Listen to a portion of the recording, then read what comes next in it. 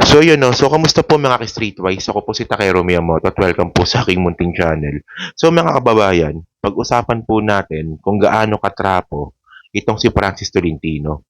At eventually, pagkatapos po ng 2025 election, aalis din po ito sa Partido Federal ng Pilipinas. So ito pag-usapan natin para makuha po natin yung narrative po ng content po na to. So una, nakita ko po ito sa sa Senate of the Philippines website. So ito po nangyari ito no October 23, 2024. So anong meron dito? October 23, 2024. Ito po yung hearing kay Kibuloy sa Senate. Okay. So ang statement dito ni Francis Tolentino yung karapatan daw po ni Kibuloy sa Senado.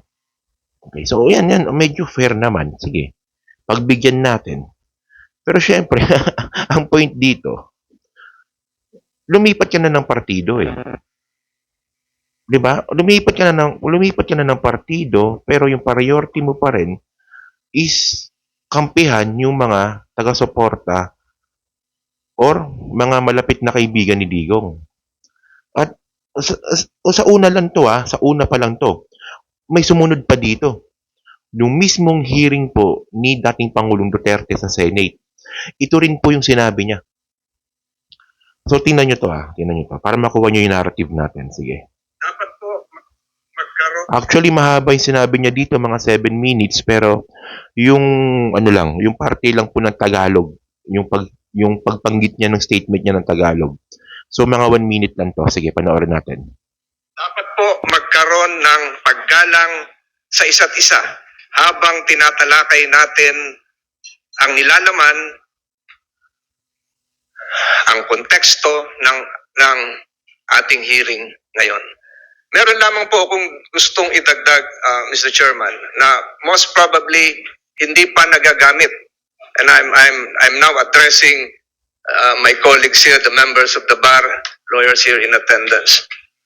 When a resource person is asked and he refuses legally not to answer a question, he can invoke the right against self-incrimination. That's provided for under the Constitution. That is legal. But we have a case, Mr. President, Mr. Chairman, which should now be incorporated under our rules, that before a resource person can be declared incited in contempt, that he or she be given the right to explain why he or she should not be cited in contempt. That was part of the latest Supreme Court dicta in the Ong case. Number two, and this has not yet been raised in all investigations that I have attended ever since. There is a second, and I'm addressing, and I'm now aiding the lawyers here in attendance, that there is a second right. Okay, yun. So putulin na natin doon. So dito sa 7 minutes, well, at least you get the point, no? Kasi medyo mahaba to eh. So at least nakita natin yung glimpse, yung sulyap kung anong klaseng opening statement ang ginawa dito ni Tolentino. Pwede niyo naman panoorin ulit 'yan sa Senate kasi andun naman 'yan, naka-upload naman 'yan doon. So dito kasi mga kababayan, ang sinasabi ko dito, hindi pa nagsisimula yung hearing. Nagbanggit na kaagad ng advice. Nag-advise si Tolentino sa Duterte camp. Diyan po sa Senate hearing na ang sabi ni Tolentino dito no, na tayo po ay magrespetuhan. Respeto natin yung resource person. O, sabi niya 'yon. Tapos tinuruan niya pa na bukod po sa to invoke the right of self incrimination, may iba pang paraan para hindi sumagot si Duterte. At ito daw po ay hindi pa nagagamit sa Senado. So first time lang daw po ito gagamitin sa Senate hearing po na 'yon. So ibig sabihin nito mga kababayan, tinuturuan po ni Francis Tolentino na, "Hoy Digong, pwede ka namang hindi sumagot. Pwede ka namang hindi sumagot kapag hindi ka komportable." Ito, nagbibigay na ako ng advice sa'yo.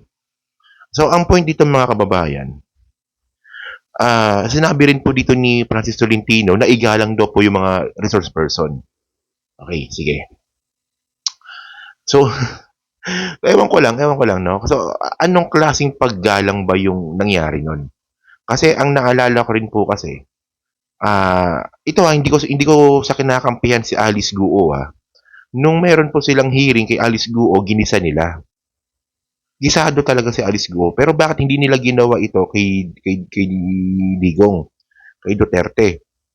O di ba? At hindi lang kay Alice Guo, ginawa din po nila ito sa mga iba, sa mga ibang pumunta po sa Senate hearing kay Senyor Aguila. Di ba? Talagang investigasyon yung ginawa nila. Pero yung dito kay Duterte, hindi naman investigasyon ang ginawa nila dito eh. Binigyan lang nila ng platform si Digong. Okay.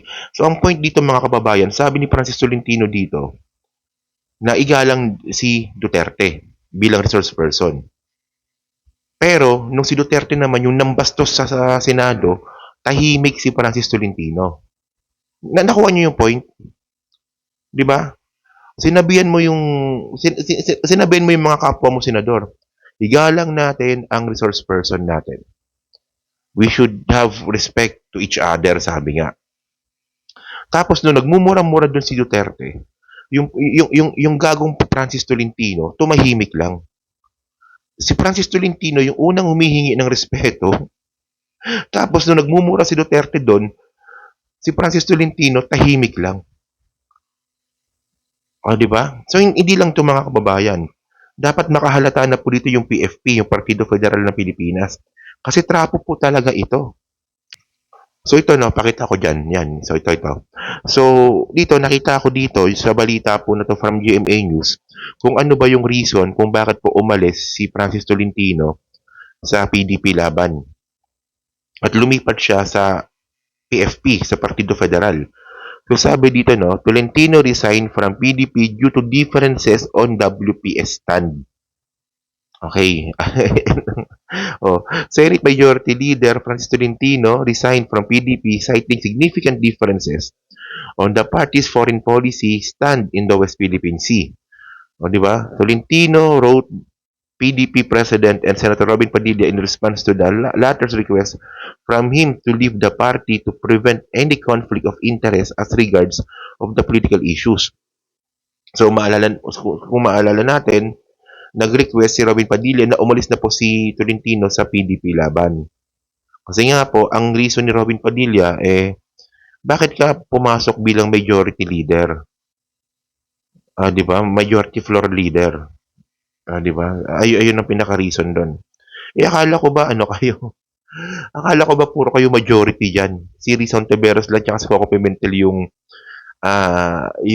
opposition. Pero bakit parang lahat ata kayo opposition na dyan? Parang baliktad no? So, this decision comes after careful consideration and due to significant differences in our foreign policy directions, particularly regarding to the West Philippine Sea. So, ginawa lang pong sangkala ni Francis Tolentino yung West Philippine Sea. Di ba? Pero ang totoo mga kababayan, aalis din po yan. So, ito hanapin natin dito. No? Kasi meron akong nakita dito ito yung profile ni Tolentino. Okay. So, una mga kababayan, si Francis Tolentino pala, ano pala siya? Appointee pala siya dati ni Pinoy. Saan ba yun? Appointee siya ni Pinoy. So, chairperson of the Metropolitan Development Authority. So, from 2010 hanggang 2015, MMDA chairperson pala siya. Okay, chairperson. Hindi pala siya chairman, chairperson siya ng MMDA nung panahon ni Pinoy. So, akala ko nung una, kay Duterte siya naging MMDA chairperson, kay Pinoy pala. So, pagkatapos nun mga ka-streetwise, from 2017 to 2018, nung nagpalit ng administrasyon, lumipat din po itong si Francis Tolentino kay Duterte. So, naging presidential advisor on political affairs naman siya ng 1 taon, mahigit. O, di ba? At pagkatapos mga ka-streetwise, pagkatapos niya pakinabangan si Pinoy, lumipat siya kay Duterte, and then ngayon naman, ang pinapakinabangan niya naman ngayon, yung partido ni Presidente Bongbong Marcos.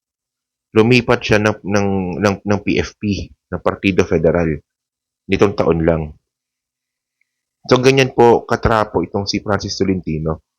Well, kasi ito yung advice kasi sa amin ng mga kaibigan natin, di ba, kapwa vlogger, yung mga kakilala natin sa gobyerno, pati mga follower po natin, maging solid tayo doon sa binuong alyansa ni PBBM. Hindi ko naman sinasabi sa mas marunong pa ako sa PFP, pero hindi ko kayang suportahan to, men. Hindi ko to kayang suportahan. 'Di ba? Pinoprotektahan niya si Kibuloy sa Senate hearing. At ganoon din po yung ginawa niya kay Duterte. So bakit ka pa lumipat ng partido kung yung mga sinusuportahan mo rin pala at yung simpatya mo na kay Duterte at saka dyan po sa mga kaibigan ni Duterte. Lipat-lipat ka pa ng partido, ganun din pala yung gagawin mo. Tapos yung dahilan mo, West Philippine Sea. Di ba? Oh.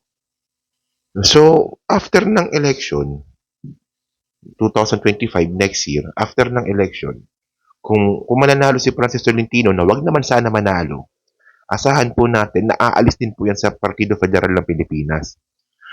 So, ganyan po, ganyan po kabulok itong party system natin sa Pilipinas. Ganyan po siya kabulok. Kung sino yung presidente, doon din po lumilipat yung mga trapong politiko. Yung political party natin, mga kababayan, hindi siya base sa pulisiya, kundi base po sa pakinabang ng mga trapong politiko. Sakit, di ba? Kaya kahit sino maging presidente, mga ka-streetwise, mabagal po talagang uusad ng Pilipinas dahil po sa bulok na sistema na meron tayo. Di ba? Bulok na nga yung sistema, naging presidente pa yung bulok na mamamatay tao. Di ba si Digong? Ay, Diyos ko. Masakit ang ulo ko dito. So, yun mga ka-streetwise, no? So, sana, expect na natin to, no? Ang point naman dito, hindi ko talaga makuha kung bakit tinanggap din siya ng PFP. To be honest, hindi ko rin talaga hindi ko rin talaga makuha na tumanggap sila ng isang dating PDP laban na palubog na po yung karir at sinama pa nila doon sa alyansa. Ewan ko lang. Parang ayun lang, no? So, wala to. So, dyan po sa Team Replay, ano pang masabi nyo nga po dito sa ginawa nga po ni Francis Tolentino? So, kayo ba naniniwala ba kayo na trapo talaga to? Trapo to, men. Trapo. O, di ba?